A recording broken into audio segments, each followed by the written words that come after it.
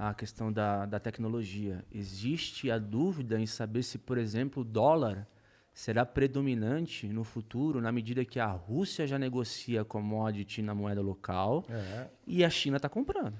Né? E a China também está desenvolvendo ali o ecossistema dela, inclusive influenciando países árabes e na África ali para comprar óleo sem ser em dólar. Então, se o dólar deixa de ter protagonismo, cara, muda tudo na hora. Não, esse é um negócio. Você falou do dólar e tal. Para mim, na minha cabeça, a coisa mais poderosa que tem no mundo é o que eles chamam, o pessoal de geopolítica chama do tal do soft power, que é o poder cultural que você exerce.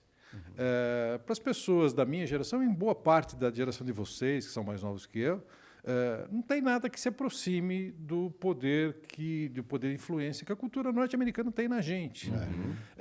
E se o cara abre mão disso, e eu vi isso algumas vezes, eu falava, não entendo, tipo, não, esquece, vamos olhar para cá, para dentro e tal. Você está abrindo mão do maior ativo que você tem, cara. Quisera eu que a cultura brasileira tivesse esse grau de influência no mundo, ninguém segurava. Ia ter feijoada em todo lugar. Exatamente. E o dólar é parte integrante disso. Então, claramente, tipo assim, se os caras tiverem um pouco de clarividência, não vão deixar acontecer, não deveriam deixar acontecer. Eu não deixaria. Eu faria todo o possível para que isso não acontecesse desse jeito. E eu ia tentar controlar o processo. Eu tenho certeza que vão... enfim, tem muita gente muito mais inteligente do que eu. Hoje a gente amanheceu aí com o dólar e o euro ali paretos ali, né? Isso aí já mostra... tem a ver com a guerra, tem a ver com um monte de coisa que está rolando macroeconômico, mas é interessante. Você, no fundo, o que quer dizer isso é assim, o mundo olha e fala assim, cara, tá valendo mais o dólar do que o poder de atração. Europa, o poder de atração ainda é super forte. Por mais que, enfim, a gente teve toda a história das criptomoedas, tal, não sei o quê. Na hora que deu barulho, todo mundo correu para o mesmo lugar, todo mundo foi se esconder no mesmo lugar. Não tem dúvida. Não tem como, né? Entendeu? Então, o cara ainda tem esse poder e não deveria abrir mão. Quer dizer, eu, no lugar dele, não abriria mão. Como eu não estou no lugar dele, não sei se, tipo, de repente, se ele abrir mão, aparece alguma coisa mais interessante para a gente. Mas eu acho muito pouco provável que ele abra. E engraçado que, em contraste disso, né, Moran, a gente teve previsão de PIB positivo no Brasil aí, no primeiro trimestre e diminuição do desemprego, né? Você sabe que tem algum fato correlacionado? Não, eu acho que é razoavelmente claro. Você tem um impacto de auxílios, um impacto fiscal. O governo, principalmente, está complementando a demanda, enfim, está estimulando a demanda interna.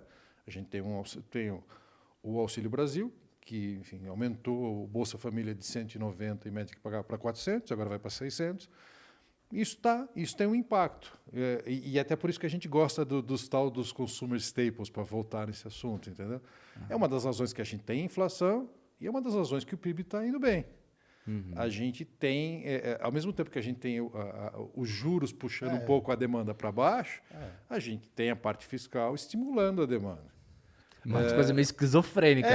Eu fiquei, dá uma bugada, né, de vez em quando. Né? Que a gente não fala, né, enfim, mas é exatamente o que está acontecendo. Faz sentido que seja assim, porque ninguém imaginava, todo mundo falava, não, quando todo mundo começou ali, não, o PIB não vai crescer. De fato, se você não tivesse feito essas coisas que você fez, provavelmente ele não teria crescido, ele não estaria crescendo. Mas você está estimulando. E é natural que ele responda. E aí o problema é que muitas empresas, a gente viveu ali a época que nem era tão alta ainda a taxa de juros, etc. A inflação já tinha o seu começo ali. Mas o risco é que quando você começa a entrar, por exemplo, aumentos de preço planejados já em budget, etc. Então, eu lembro. Sim, era outra época, mas, por exemplo, já eu tinha um aumento de preço de 5% no primeiro semestre e no segundo semestre mais 5%. Então, naturalmente, você já planeja isso, todo mundo já planeja isso, é que ele é o mercado pensando no 3. Não, daqui a pouco começa.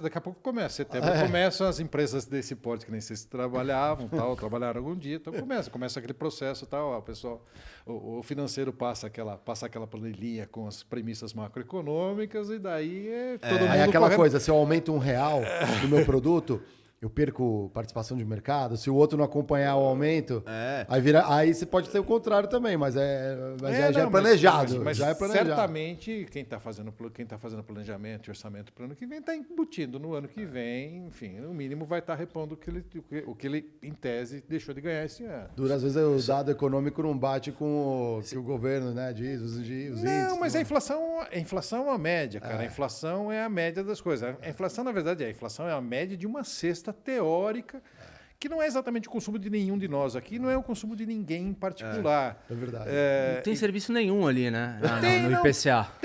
Tem alguns serviços, mas o IPCA é uma cesta de moedas de um consumidor não muito... É o brasileiro médio, mas médio mesmo, né? Não, é de médio para baixo. É de médio para baixo. É uma cesta de consumos bem que é a massa pobre, da população brasileira, né? Os caras... É e não é, entendeu? Tipo assim, mas tem aquela história, sempre tem essa. Eu sempre vejo assim, não, a minha inflação é maior. Lógico que a sua inflação é maior. Sua inflação não é maior, sua inflação é diferente.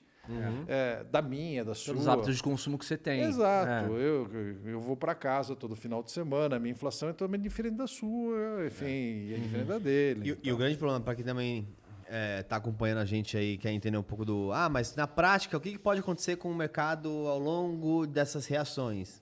Então é legal a gente trazer também da nossa experiência, coisas que acontecem e as pessoas não entendem por quê e como que isso, que é o financeiro, deriva no comportamento até na cultura de um país. Se a gente for pensar o Brasil versus os Estados Unidos, a gente tem uma cultura de small size, de pequenos tamanhos, versus os Estados Unidos, que tem... Você vai no mercado, você compra 5 litros de suco, você compra... No Brasil, foram tantas porradas de inflação ao longo do tempo, que o chocolate que era 1 quilo virou 200 gramas. Mas sabe que eu tô lendo notícia desse negócio acontecendo lá nos Estados Unidos também, o tal do trade down. Exato, porque agora... Tá diminuindo o tamanho das barras, tal. É o famoso smart size, né? Eu não sei como é que vai ficar lá, porque o pessoal continua crescendo lá, né? Então, eu acho que o brasileiro tinha que dar um curso de inflação para os americanos que a gente mas em época, né? Tem tecnologia desgraçada. Mas tem muito, mas isso é muito comum também. Tem muito brasileiro que nas outras épocas de inflação, quando assustou os Estados Unidos, eles chamaram muito brasileiro para ir para lá. É verdade. Tem muito brasileiro que pegou a inflação dos anos 80, 90, que foram da consultoria, foram trabalhar no mercado americano, porque, de fato, a gente esgotou várias das soluções que eles vão ter que começar a adotar agora. Então, por exemplo, os Estados Unidos quer contratar alguém que trabalha muito bem com small size, fala com o seu time brasileiro. Fala com o time que já fez as reduções nos últimos 10 anos. Os executivos que estavam aqui, eles sabem como planejar, como executar, como o mercado reage. Então... Mas enfim... Mas aí eu vou falar, agora vem o lado B.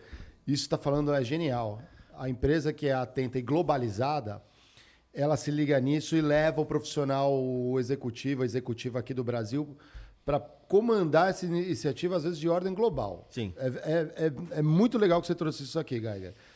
Na prática, a gente tem um outro problema que é a empresa ela é uma multinacional, mas ela não é global. Ela é apenas uma empresa, sei lá, americana com presença em vários países, mas a cultura dela, a organização não vai permitir um expatriado, uma expatriada ir lá ditar regras ali. Eles vão bater a cabeça, a empresa vai perder dinheiro, mas assim, é só quem é muito fera de cultura olha isso. Nem todas vão olhar isso. Voltamos para a teoria da maré baixa. É. Quando a maré baixar, a gente vai ver quem que era bom e quem não era. Quem que aguenta, quem não era. Mas aí raspa, é doloroso para a empresa. Você vê que ela sangra.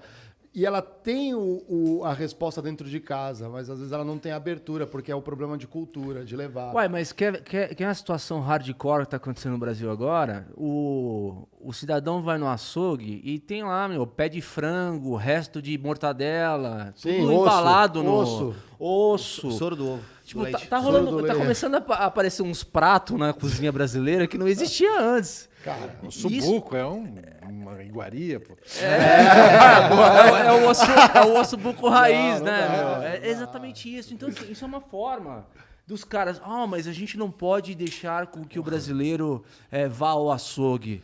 Mas vai ao açougue comprar o quê, meu camarada? Vai comprar pé de frango, vai comprar, entendeu?